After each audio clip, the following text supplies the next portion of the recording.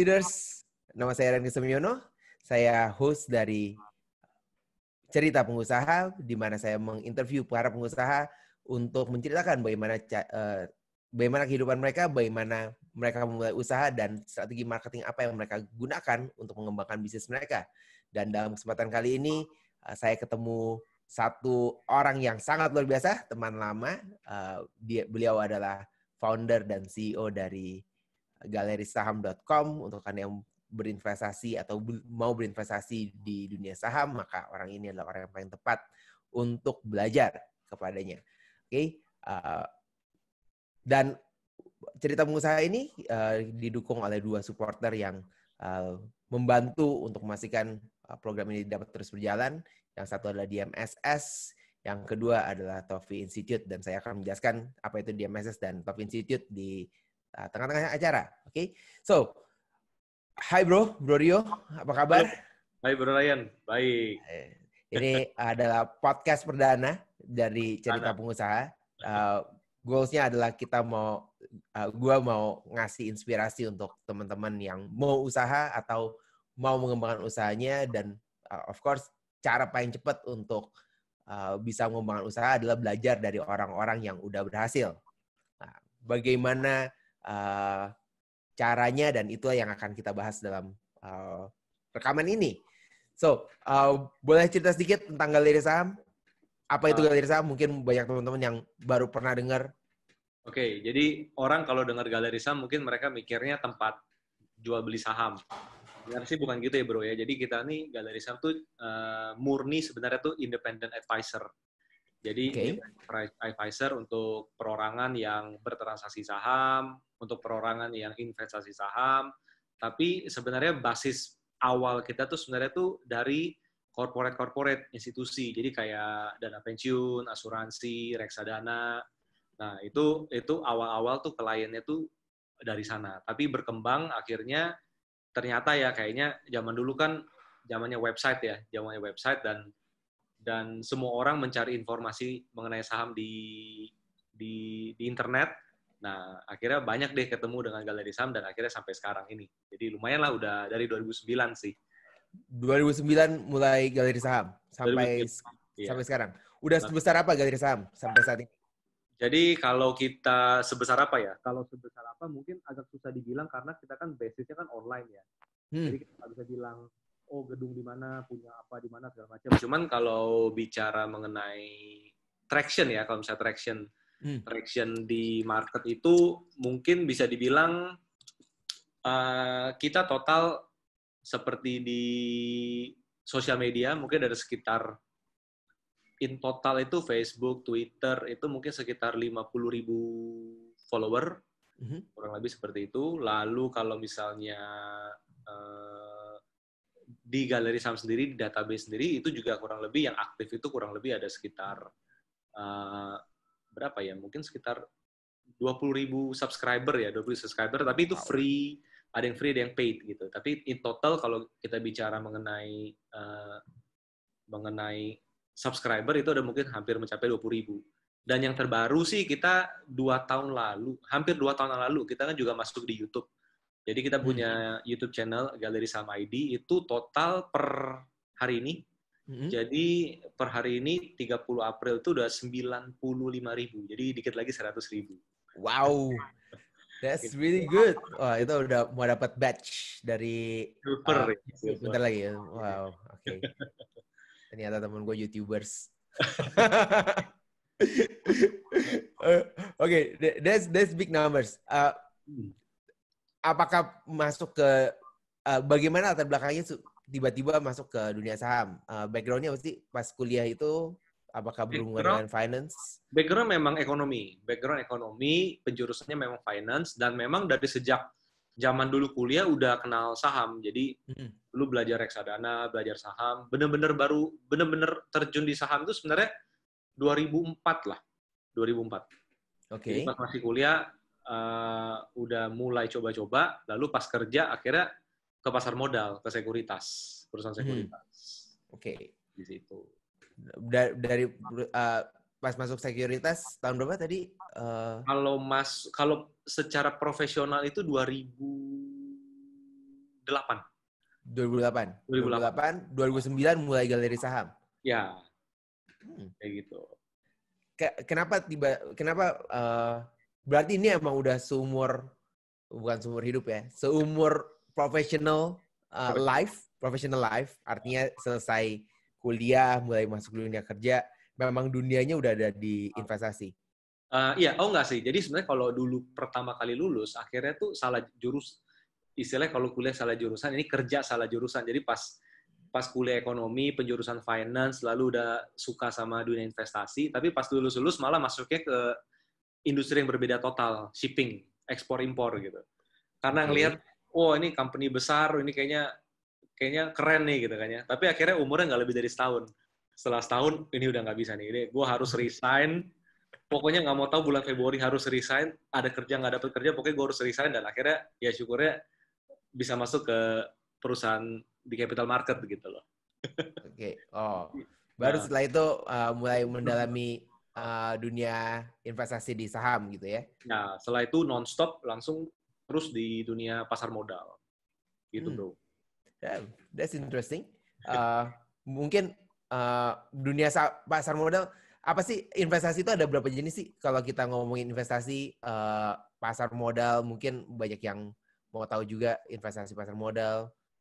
Gue tahu ada forex, ada indeks, ada saham, ada option.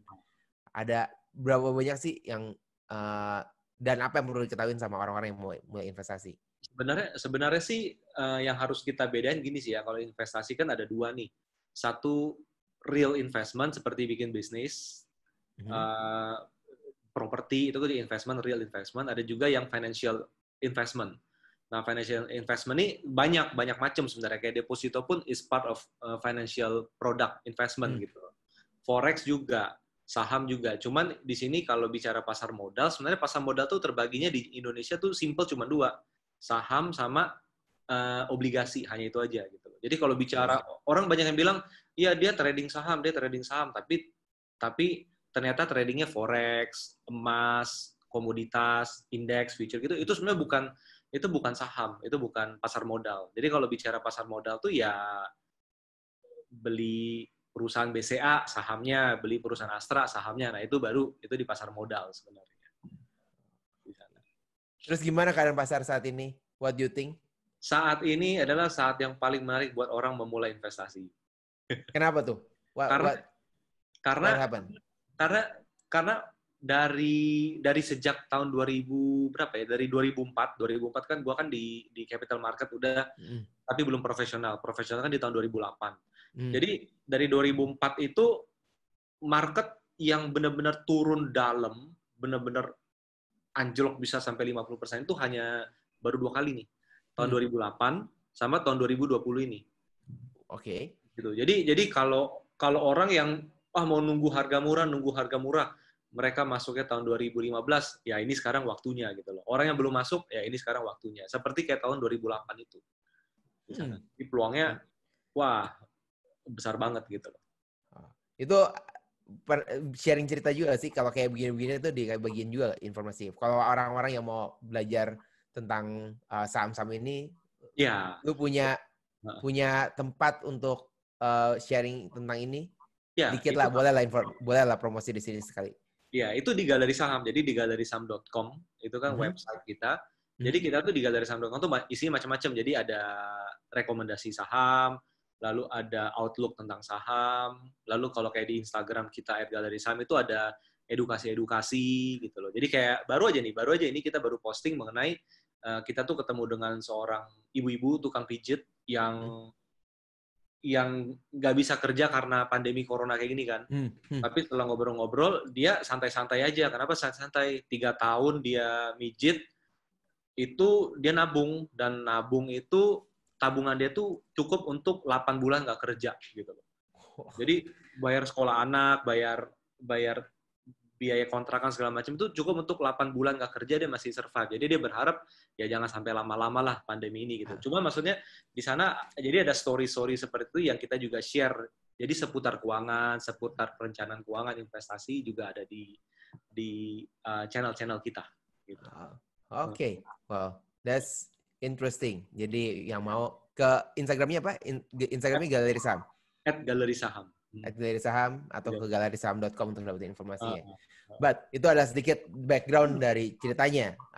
Tapi di podcast ini kita mau dengerin cerita pengusaha, bagaimana pengusaha ini mulai mengembangkan bisnisnya. Jadi tadi kalau udah dibilang 20.000 subscriber, total followers ada 50.000, 100.000. 100.000 itu di YouTube ya, di YouTube. 100.000 di YouTube sendiri. So,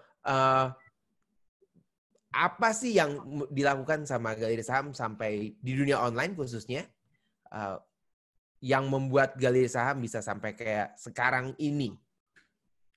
Oke, jadi mungkin background sedikit, mundur dikit ke backgroundnya aja ya. Kan gua kan awalnya kan stockbroker.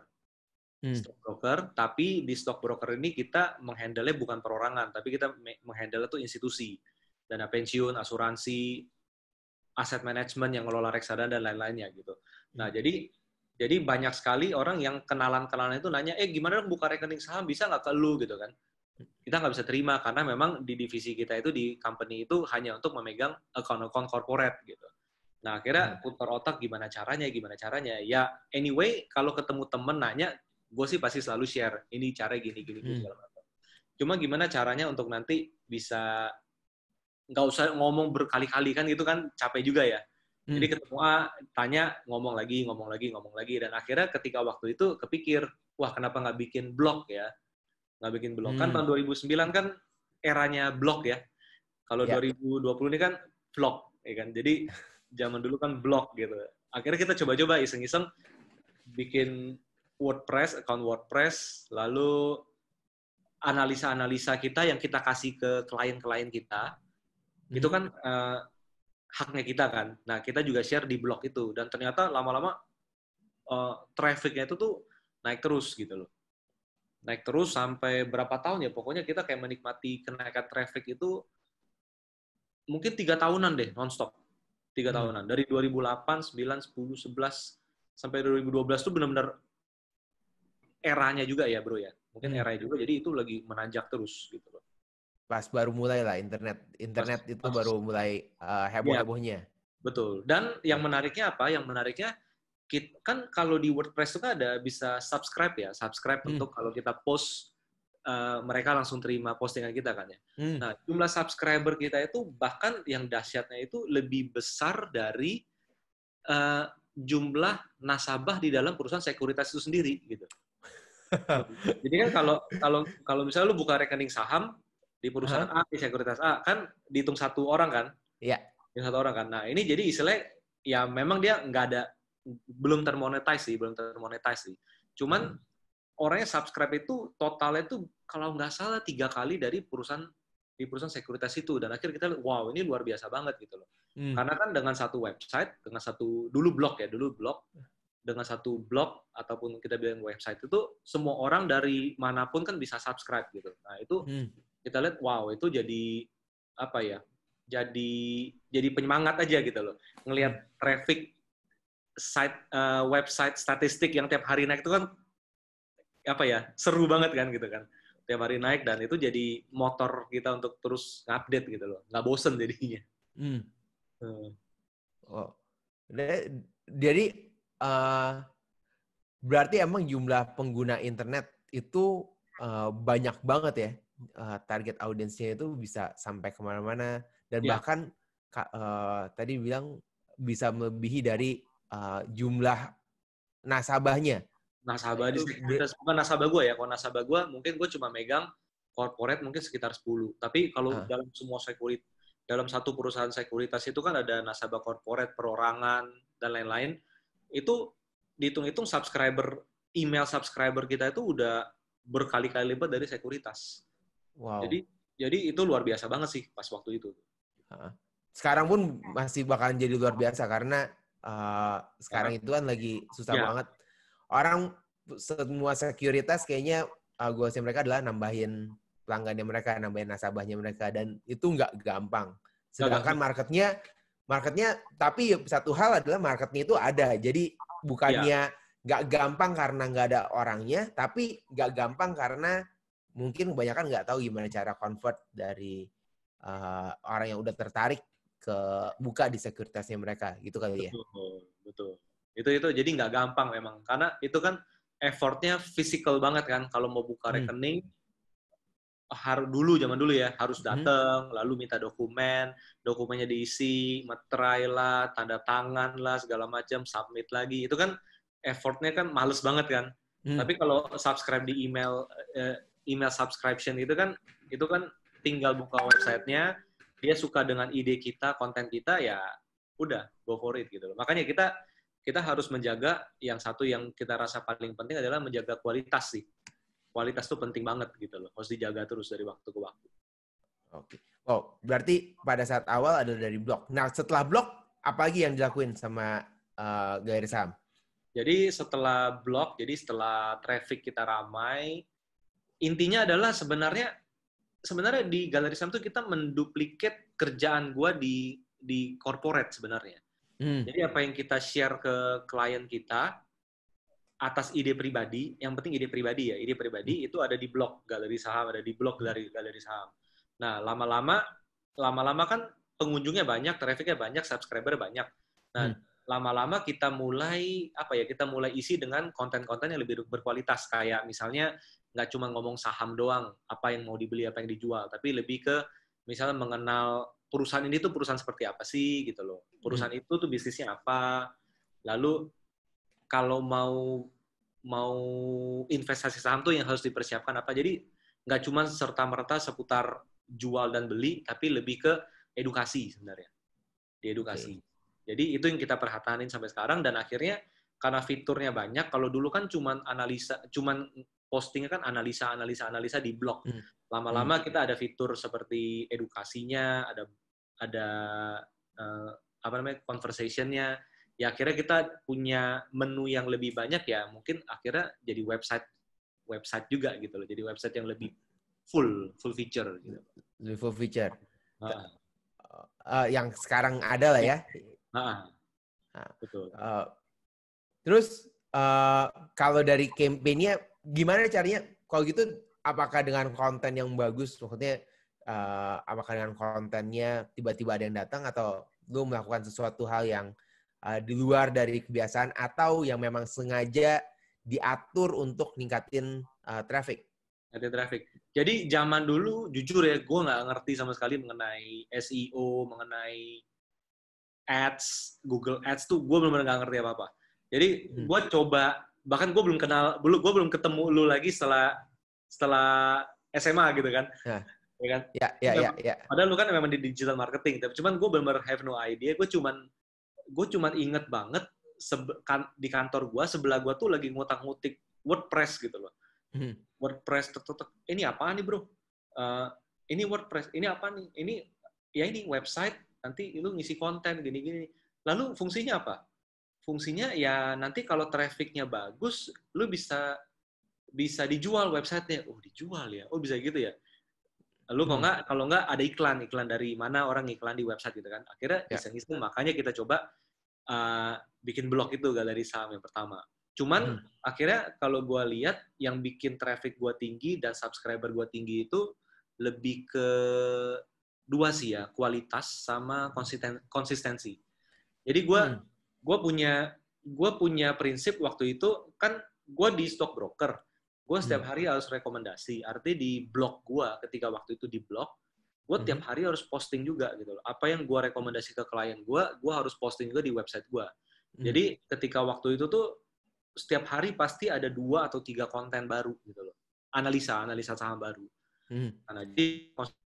Tapi akhirnya yang gue rasa yang membuat traffic makin tinggi, subscriber makin tinggi, sebenarnya quality. Karena kalau quality-nya jelek, orang nggak mungkin kasih tahu temennya kan. Dan kalau quality jelek, orang nggak mungkin mau subscribe kan. Dan ternyata subscription tuh banyak, tinggi. Ini free subscription. Yeah. Subscription tinggi, lalu traffic juga meningkat, dan akhirnya ya gua rasa sih 2 itu, konsisten sama quality gitu. Dan itu masih dilakuin sampai sekarang? Sampai sekarang. Jadi kalau sampai sekarang di Galeri Saham itu udah pasti setiap hari itu pasti ada analisa. Udah pasti. Bukan yang seminggu sekali, bukan yang berapa hari sekali gitu. Wow. Itu bisa relief banget tuh untuk beberapa orang yang dengerin ini. Konsistensi dan yang penting adalah konsistensi dan quality, ya kan? Karena kalau kita belajarin kayak gue di digital marketing, strateginya itu banyak banget. Dan emang setelah sekian lama gue menjalankan ini dan ngebantuin klien-klien, at the end yang berhasil adalah yang ngerjain. Jadi percuma kalau misalnya belajar terlalu banyak gitu ya. Ya. Terlalu banyak, udah ikutin kursus, ikutin seminar dari mana ke mana, bayar jutaan, puluhan juta. Kalau cuma belajar doang sih emang mendingan dijalanin doang. Dijalanin aja, toh nanti pasti bakal dapat hasilnya. Betul ya? Begitu ya? Setuju. Dan akhirnya memang sejalan dengan waktu baru kita belajar SEO itu apa, lalu sosial media marketing apa, baru sejalan dengan waktu baru berjalan itu. Jadi pas awal-awal bener-bener have no idea itu apa, jadi pokoknya yang penting konsisten terus. Dan ya mungkin zaman dulu word of mouth, jadi ya itu jalannya luar biasa gitu loh. Jadi setelah ada hasil baru di reinvest, mungkin gitu ya? Ya. Jadi bukannya belajar dulu, belajar terus-menerus, sekarang lagi ngetren itu belajar sampai S3 gitu, terus baru cari kerja. Ya percuma gitu ya. Mendingan SMA kerja, S1 kerja, S2 kerja, S3 kerja, baru dapetin resultnya berkali lipat dibandingin dengan belajar terus. Ini. Well, ya ngomong-ngomong tentang belajar, gue harus ngomongin sponsor yang mensupport podcast ini. Yang pertama adalah DMSS. Pernah dengar DMSS, bro? Digital Marketing Skillshare. Pernah. Ini adalah acara di Bali. Nanti mereka akan mengadakan di bulan November setelah pandemik selesai. Kalau yang udah siap-siap mau ngapain, ini adalah satu acara yang bisa diikutin. Nah, mereka mengadain acara tanggal 6 sampai 9 November di Bali, di Nusa Dua Bali. Jadi untuk yang tertarik untuk belajar mengenai digital marketing lebih lanjut, bisa masuk ke tofi.events/DMSS. Nanti linknya juga ada di profile. Oke. Seru nih kayaknya. Itu seru lah. Looking forward untuk itu. Looking forward-nya bukan karena belajar, tapi karena Bali dan udah lumayan bosan ya di rumah. Jadi lebih baik kita bersiap menyenangkan diri. Mudah-mudahan udah selesai lah. November mudah-mudahan. Amin. Udah beres. So, oke, jadi tadi adalah konsistensi dan quality. Nah, kalau gitu konsistensi dan quality, setelah itu baru belajar digital marketing. Kalau menurut lu, ya bagi yang mereka mau mulai ngejalanin bisnis, apa sih yang harus mereka lakukan? Apa sih yang mereka harus perhatiin supaya bisnisnya itu bisa jalan? Punya tips tertentu? Sebenarnya gini sih ya, ini dari pengalaman pribadi ya, jadi mungkin akan berbeda dengan produk lain. Cuman kalau bagi gua, sebaiknya mulai bisnis dari kompetensi kita dulu gitu loh. Jadi karena kalau gue kan di stockbroker, gue sehari-hari gue nganalisa saham, investasi, dan lain sebagainya. Jadi yang gue lakukan sekarang adalah sebenarnya hanya sedikit nambahin apa yang kerjaan gue yang udah selama ini gue lakukan gitu loh. Karena kalau misalnya tiba-tiba gue bikin blognya tentang makanan, itu kan totally different ya, Jadi sepanjang hari 8 jam kita kerja, setelah kerja baru kita harus memulai sesuatu yang baru lagi. Cuma kalau kita bisnisnya itu sesuai dengan pekerjaan expertise kita sehari-hari, jadi ketika kita kerja, kita sebagai profesional, tapi kita juga sebagai jadi belajar gitu loh. Dan ketika belajar, nanti setelah kerjaan selesai, udah pulang di rumah, ya kita baru translate apapun yang kita pelajari ke dalam blog kita. Pertama di sana sih. Jadi menurut gua, jangan terlalu jauh dari expertise kita, yang pertama. Lalu yang kedua ya memang itu sih konsisten sih sebenarnya. Dan itu memang susah banget sebenarnya. Konsisten tuh susahnya setengah mati. I know how it feels. Ya, tapi mungkin banyak yang nggak tahu gimana caranya untuk konsisten. Itu susahnya, lebih susah untuk konsisten daripada untuk mulai. That's my opinion. Betul. Jadi mulai untuk itu kan gampang ya, tapi ngisinya itu yang waduh. Iya, mulai itu adalah paling gampang dibandingkan dengan menjaga konsentrasi. Iya. Betul. Karena pada saat mulai ya, setidaknya kita bingungnya pas mulai, tapi mempertahankan Yeah. Wow, itu adalah effort yang lebih besar lagi. Jadi kalau sekarang yang dengerin ini belum mulai usaha karena takut untuk mulai usaha, belum pernah, nanti bakal lebih susah lagi. Mulai usaha itu adalah yang paling gampang bener ya. Paling gampang. Tinggal buka, apalagi sekarang buka website, tinggal buka, beli domain, beli hosting, terus websitenya pakai WordPress, jadi bisnisnya. Kan? Tapi mempertahankan bisnisnya itu yang setengah mati. Nah, ngomong-ngomong tentang memulai, pas pertama kali, ini kita flashback lagi. Pas pertama kali bikin galeri saham itu, langsung ada pembaca nggak sih di galeri saham? Wah, dulu sih malah dulu mah malu-malu. Jadi kalau bisa jangan ada orang tahu. Jadi memang dulu motif pertama galeri saham itu, gue cuma pengen bikin jurnal apa yang udah gue rekomendasikan ke klien-klien gue, biar gue nggak lupa. Karena kan kadang kan ya lu tahu sendiri kalau stock broker tuh kan kita kan banyak klien. Lalu tugas kita kan adalah kan meneruskan transaksi order dari mereka, kita teruskan ke bursa kan gitu kan. Jadi artinya kan dalam waktu 1 hari itu bisa banyak sekali trafficnya gitu. Nah akhirnya apa yang udah kita analisa, apa yang udah kita buat, kita rekomendasi itu lupa. Udah lupa, atau seminggu lagi, lah ini kemarin udah diomongin nih, lah ini udah diomongin gitu kan. Akhirnya ya dari blog itu pengingat sebenarnya, pengingat. Dan gue juga ke klien gue juga bilang, Pak, Mas, ini kalau mau lihat-lihat lagi, ini coba aja buka nih galerisaham.com. Ini catatan yang saya bilang gitu loh. Tapi lama-lama menyebar gitu loh, Jadi awalnya gue nggak bilang-bilang ke klien gue juga, karena itu cuma untuk pribadi gue aja gitu loh. Untuk pribadi gue aja, malu. Ya kan? Kadang kan malu juga. Jadi kadang orang itu kalau mulai bisnis tuh suka malu ya. Apalagi ke teman sendiri, ke keluarga sendiri, aduh nggak enak gitu kan. Kadang suka kayak gitu kan. Jadi paling enak adalah ketika kita malu, mendingan malu ke orang lain aja udah. Jadi kasih tahu ke orang lain, ini kalau mau, ini bisa dilihat ulang nih di sini segala macam. Tapi ternyata dari mereka itulah, itu benar-benar viralnya di sana. Benar-benar viral.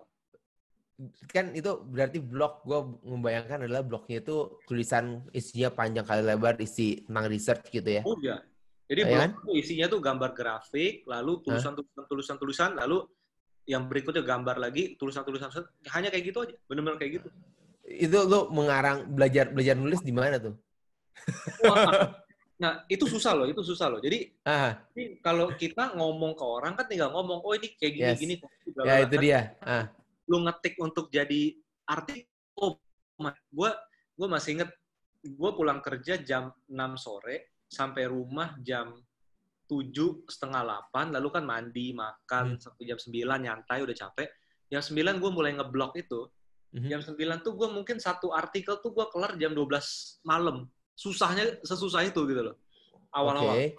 Jadi kalau mau bikin 2 artikel ya syukur-syukur jam 1 tuh paling cepet tidur gitu loh. Itu mungkin seminggu, 2 minggu pertama kayak gitu loh.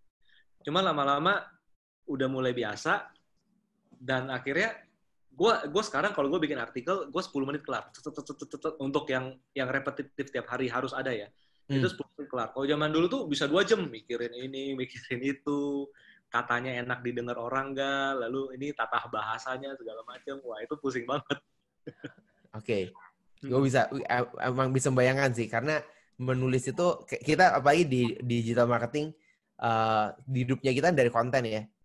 Semuanya adalah dari konten. Kayak podcast ini dari konten, rekaman videonya dari konten. Semuanya adalah konten yang kita bangun untuk dikonsumsi sama mereka yang lagi tertarik dengan kontennya kita, ya kan? Tapi sekarang lebih gampang, udah tinggal pakai kamera handphone aja tuh udah jadi konten. Kalau dulu pas awal-awal sih semuanya butuh teks, nulis, ngetik. That's good. Nah, sekarang kita coba gue mau masukin ke keadaan pandemik sekarang nih. Keadaan kita sekarang lagi pandemik, work from home. Apa sih, gimana impact-nya ke galeri saham? How you think the impact is? Jadi kalau untuk galeri saham sendiri, sebenarnya impact kita bukan lebih ke pandemik sebenarnya. Tapi kita kalau di galeri saham tuh impact kita tuh lebih ke stock marketnya. Jadi kalau stock marketnya jelek, kitanya pasti terimbas. Tapi kalau stock marketnya bagus, kita pasti membaik. Jadi yang kita lihat lebih ke sekarang bagus atau jelek? Stock market sekarang bagus. Jadi kalau bagus. bicara akhir Maret gitu ya, akhir Maret, nah itu jelek tuh. Maret menjelang April itu tuh jelek. Jadi kita sebenarnya bisnis kita lebih realnya tuh impact-nya tuh lebih ke stock marketnya.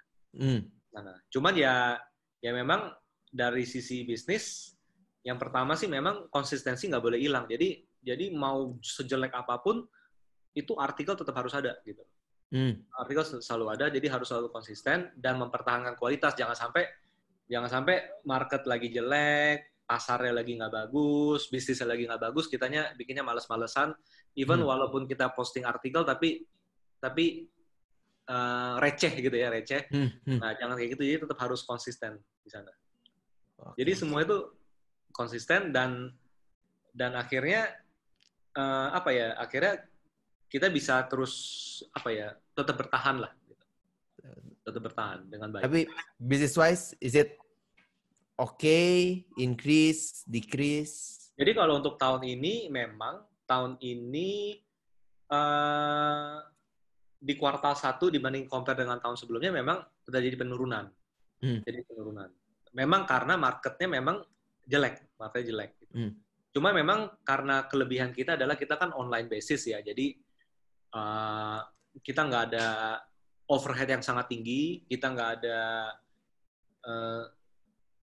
cost apapun yang sangat tinggi. Jadi kita sangat fleksibel dengan terhadap semua hal. Bahkan kayak sekarang kan Maret kan work from home. Tim kita semuanya dari dulu udah work from home gitu loh. Jadi benernya ya emang udah work from home aja gitu ya. Udah work from home. Jadi memang udah nggak ngerasa apa-apa gitu loh. Bahkan kadang gue suka bilang sama tim gue, kita kan berlima ya, kita berlima. Lu kangen nggak sih kerja di kantoran gitu kan? Kita sampai kadang zaman dulu nih, lu kangen sih kerja di kantoran gitu kan? Kalau gue sih sering, karena kan sering meeting sama klien segala macam kan. Cuman kalau mereka itu kan memilih untuk work from home gitu kan. Enggak kok, enakan di rumah. Oh ya udah oke. That's so lovely. Oke. Dan kan sekarang keadaannya seperti ini. Ini adalah perspektif pribadi. Menurut lu, what's gonna happen in the next few weeks or few months? Jadi kelihatannya sih ya ini kan udah bulan puasa ya, artinya sebenarnya ekonomi pasti akan lebih slow lagi. Cuman kalau kita lihat dari sisi kita, capital market lagi bergairah gitu loh. Cuma kalau gue bicara in general, ya pada dasarnya sih kita harapan recovery untuk keseluruhan pasti setelah Lebaran kelar. Gitu. Setelah Lebaran, orang mulai, mungkin semoga ya corona ini udah mulai berkurang, bahkan udah mulai tinggal kurang dari 10% ininya, impact-nya. Nah, itu mungkin baru kita bisa expect ada pertumbuhan real di ekonominya gitu. Soalnya kalau bicara stock market kadang anomali sendiri gitu loh. Kalau sekarang ekonomi sepi nih, ngelihat toko sepi, tutup segala macam, tapi stock market sekarang lagi dinamis, lagi mengayun gitu loh. Tapi kalau bicara in real ekonomi, mau nggak mau kita harus tunggu sebulan 2 bulan lah dari Lebaran lah kita lihat. Jadi benernya nggak berpengaruh berbanding lurus juga ya sama stok ya? Real ekonomi sama stock market? Pada dasarnya sebenarnya gini sih. Jadi kan misalnya nih yang sepi kan Jakarta. Yang sepi Jakarta karena apa? Karena work from home misalnya.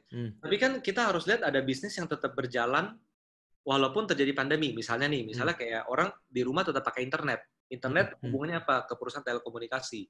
Nah, artinya perusahaan telekomunikasi tetap bisnisnya normal, ongoing kan seperti itu. Kita lihat di stock market ada nggak saham-saham yang berbasis telekomunikasi. Nah, itu kan mereka jadi punya sentimen tersendiri dibandingkan yang lain-lain gitu loh. Sama kayak lagi pandemi seperti ini kita ngelihat sepi nih. Tapi kan coba lihat supermarket kan ramai terus kan. Supermarket ramai terus dan yang dibelanjain apa di supermarket? Misalnya mie instan lah, frozen food lah, segala macam, susu segala macam. Nah, kita lihat lagi. Jadi stock market itu related dengan ekonomi, tapi kadang di luar dari kapasitas kita gitu. Kita cuma ngelihat di depan mata, tapi di balik itu kan kita nggak bisa lihat. Yeah. Dan that's the beauty of stock market, bahwa ya semuanya sesuai dengan ritme masing-masing gitu loh. Alright, oke. Gue udah harus masuk ke yang supporting yang kedua. Supporting untuk podcast ini didukung juga oleh Tov Institute. Tov Institute adalah bagian dari Tovidev, di mana kita bisa belajar mengenai digital marketing di Tov Institute. Untuk yang tertarik untuk belajar digital marketing, bisa daftar di tovinstitute.com. Bisa lihat juga program-program yang ada di situ di tovinstitute.com. Oke. Ya. Dan Galeri Saham juga punya edukasi. Lu sering ngobrolin tentang edukasi kan, banyak banget ikut bikin kelas dan segala macam. Edukasi juga. What do you think about education? Sebenarnya pada dasarnya education tuh paling penting sih. Paling penting. Jadi orang banyak yang mikir udah terjun dulu deh belajar, nanti pas di lapangan. Ya benar sih, tapi at least sebelum terjun kita harus punya basicnya dulu gitu loh. Walaupun orang bilang berenang mah nggak penting teori, yang penting terjun dan coba berenang. Ya tapi kalau amit-amit tenggelam dan mati kan sayang gitu kan. At least sudah belajar dulu di awal, terjun, tapi belajar lagi. Jadi sebenarnya itu yang paling penting. Karena di Indonesia ini menurut gue ya, edukasi itu nomor sekian gitu loh. Mereka nggak terlalu peduli dengan edukasi. Bahkan ada yang bilang gini, ada yang bilang kayak apa ya? Ngapain sih ada yang gratis, ngapain harus bayar gitu loh. Yes. Cuman kan dari edukasi itu kan shortcut buat kita kan. Daripada harus coba 5 jalan, kenapa nggak langsung coba 1 jalan aja. Jadi ya edukasi itu sebenarnya sangat penting. Oh, yes. Agree with it. Dan susah banget. Dan paling penting adalah menurut gue dari edukasi, kita punya standar yang bisa bareng-bareng jalanin dengan standar yang sama. Karena kayak sekarang di dunia kerja, banyak yang standarnya nggak sama karena edukasinya nggak sama. Jadi sama-sama lulusan SMA, tapi yang satu pinter banget, yang satu kok nggak mesti diajarinnya berkali-kali ya, kenapa ya gitu. Of course ada dari orangnya, tapi pendidikannya juga beda lah. Satu dari SMA, mungkin satu yang dari SMA top, yang satu adalah dari SMA yang nggak bagus, nggak bisa bilang nggak bagus, yang biasa-biasa aja, ya lebih inilah, lebih halus sedikit. Oke, well, kita udah ngomongin edukasinya, kita udah ngomongin bisnisnya. Nah sekarang kita masuk ke era pandemi kan, dan orang mengatakan bahwa ini bakalan jadi the new norm, the new normal. Menurut lo, what's gonna happen in the business, terutama di bisnis lo? What's gonna happen? Apakah kayak salah satu bisnis lo ada training, lalu education, ada subscription juga. Sebelumnya kan offline dan online, jadi ada yang offline, ada yang online. Tapi sekarang beberapa udah masuk online. Benar-benar belajar webinar gitu ya. Kalau dulu disuruh belajar webinar tuh semua orang pada yang kenapa sih harus belajar webinar? Gak ada kelas offline-nya aja. Nah sekarang benar-benar dipaksa untuk ikut webinar gitu kan. Betul. Nah, what do you think in your business atau your point of view dari the new norm yang bakalan kita hadapin? Sebenarnya kalau dari sisi gue ya, gue kan memang bisnis gue kebagi dua nih, 50-50 lah. 50% online, which is itu subscription. Lalu 50% itu offline, itu training. Jadi memang sekarang memang lagi eranya online webinar seperti ini. Cuman yang kita lihat tetap namanya manusia, jadi manusia itu tetap makhluk sosial gitu loh. Jadi tetap makhluk sosial, jadi somehow satu titik mereka di webinar mereka suka ngobrol, tapi satu titik mereka pasti pengen ketemu. Dan kalau karakter dari trader ataupun investor di data gua gitu ya, mereka tetap lebih prefer, one day ini pandemi selesai, kita harus ngumpul semua. Jadi memang mungkin way of delivery-nya mungkin berubah, tapi sebenarnya nature manusia itu tetap pasti akan sering ngumpul sebenarnya. Ngumpul. Jadi kita akan tetap rasional bahwa sekarang adalah fase di mana kita perbanyak webinar, tapi jangan lupa bahwa at some point orang akan kembali lagi pengen offline juga gitu loh, kayak offline juga di sana. Ya, dan satu hal lagi memang untuk perubahan di era pandemi ini adalah bagaimana mungkin yang gua rasa mungkin bagaimana orang akan punya cara kerja baru. Mungkin itu yang lebih masuk akal. Jadi misalnya selama ini gue kalau kerja harus ke kantor, perjalanan 1 jam, 1,5 jam, tapi ternyata dengan kayak gini gue bisa kerja di rumah loh, gitu kan. Apalagi misalnya dia single. Kalau single kan artinya kan di rumah kan nggak ada yang ganggu kan. Kalau ada keluarga kan tau lah ya, ada anak, segala macam gitu ya. Nah, tapi kalau misalnya dia masih single segala macam, dia bisa punya opsi, gue bisa work anywhere sebenarnya. Yang penting gue punya internet dan company-nya, bosnya pun juga sadar bahwa iya ya dari dulu gue takut deh kerja di rumah, tapi sekarang bisa juga nih, bisa jalan gitu loh. Jadi mungkin way of work-nya mungkin akan sedikit berubah. Gue rasa akan lebih efisien. Tapi tetap kembali ke prinsip sifat dasar manusia, makhluk sosial adalah pasti mereka tetap butuh ngumpul sebenarnya. Berarti offline satu sisi kita sebagai entrepreneur-nya ini adalah bagus sebenarnya. Jadi kantor nggak usah gede-gede banget. Nah, kantor nggak usah gede-gede banget. Kantor jadi ya udahlah yang bisa dikerjain di rumah kerjain di rumah. Iya. Sekarang semua orang belajar gimana caranya untuk kerja dari rumah. Ngebiasain diri ya. Ngebiasain diri. Nggak apa-apa, salah yang sekarang itu salah nggak apa-apa. Sekarang era dipaksa sebenarnya, era dipaksa coba nanti lu bisa lo ternyata gitu loh. Yes. Ternyata bisa ya kita kerja secara online ya, nggak perlu pakai apa-apa. Maka mungkin kalau hiring bisa juga mereka dikerja di rumah atau mintanya cuma seminggu sekali ke kantor atau sejenisnya lah. Ya. Oke. Jadi mungkin itu yang bakalan terjadi sih. Gue juga merasa bahwa apapun yang bakalan terjadi setelah ini, sekarang adalah masa yang paling bagus untuk kita belajar. Karena anyway, kita nggak tahu kapan pandemiknya bakalan selesai. Yang paling mengerikan sih yang gue dengar 2022. Aduh, ampun deh. Ya, tapi at least still bisnis pasti akan tetap akan mencari cara untuk survive sih sebenarnya sih. Di satu sisi, sekarang bisnis udah mulai banyak yang suffer, udah mulai banyak yang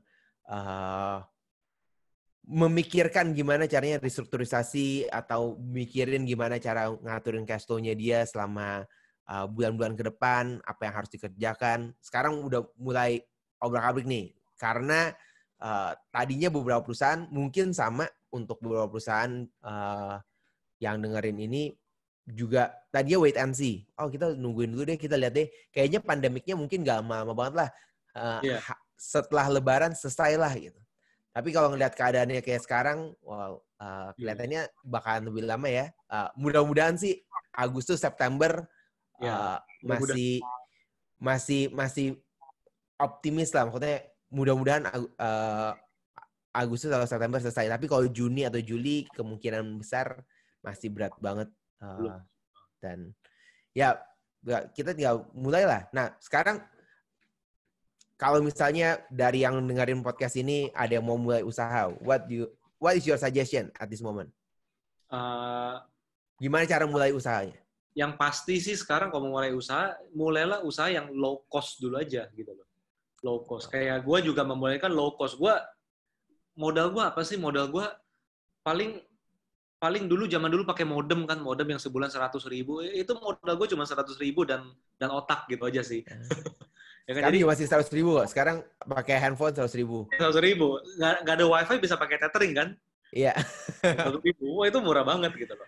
Jadi menurut gue sih kalau mau mulai usaha, menurut gue pertama mulai cari yang cost-nya nggak usah terlalu tinggi-tinggi amat di sana.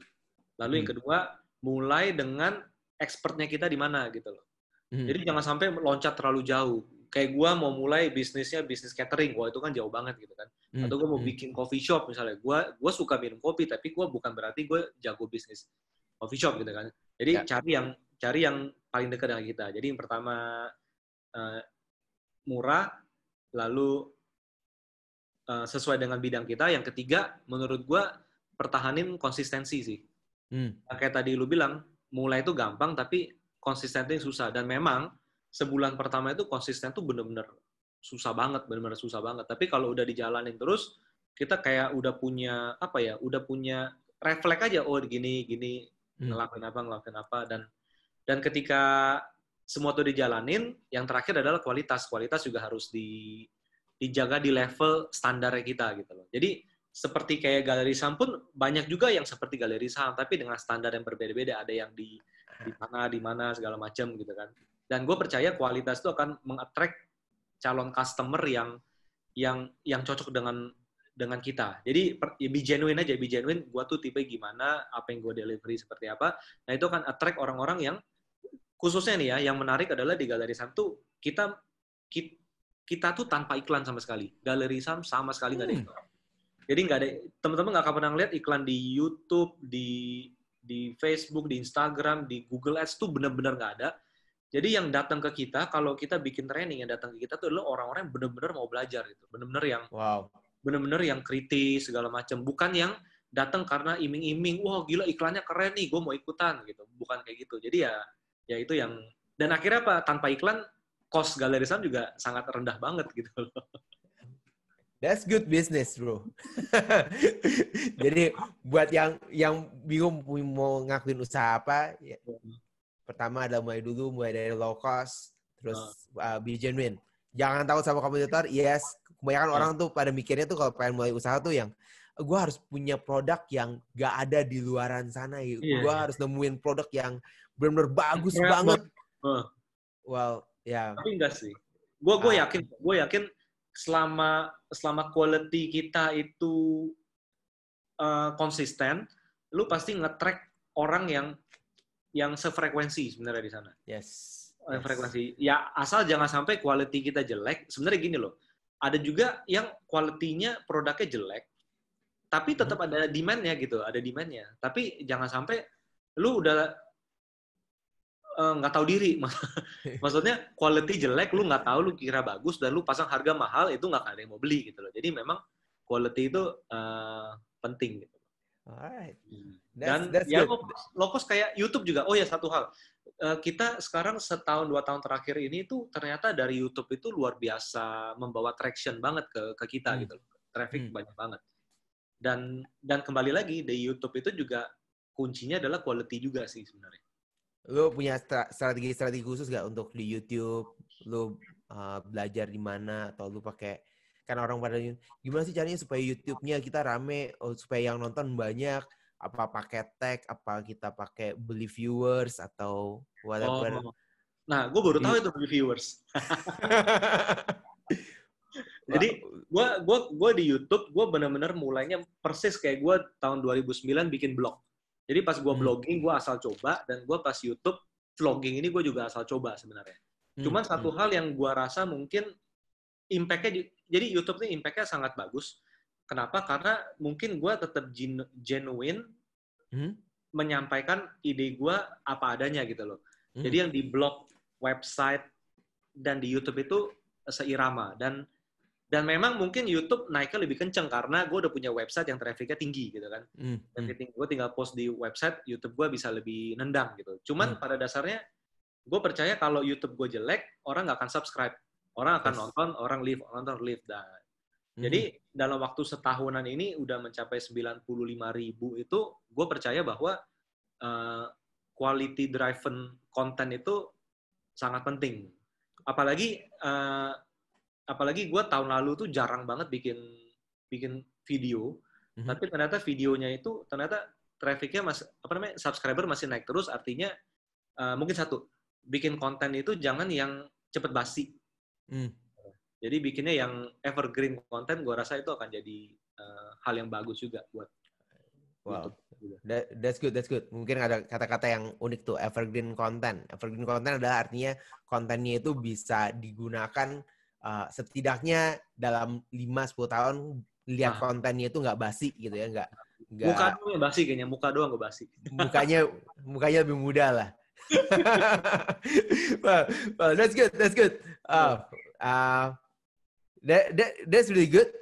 Good interview untuk podcast yang pertama, belajar dari cerita pengusaha yang udah ngejalanin bisnisnya dari nol tanpa modal. Bisa dibilang tanpa modal ya. Karena tanpa modal internet doang sih.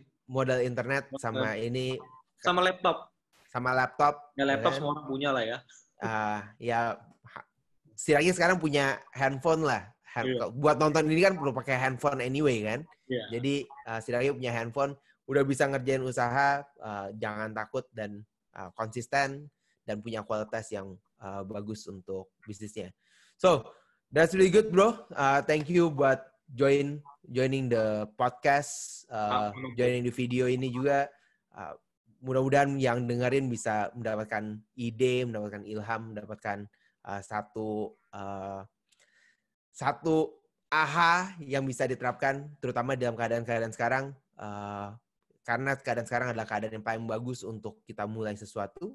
Karena semuanya lagi flat, lagi turun. Jadi ini adalah saat yang bagus untuk kita memulai usaha-usaha yang baru. Well, itu dulu podcast kita kali ini. Kita ketemu lagi dengan podcast yang berikutnya dengan narasumber pengusaha yang lainnya. Oke, thank you semua ya. Sampai jumpa di podcast yang lainnya.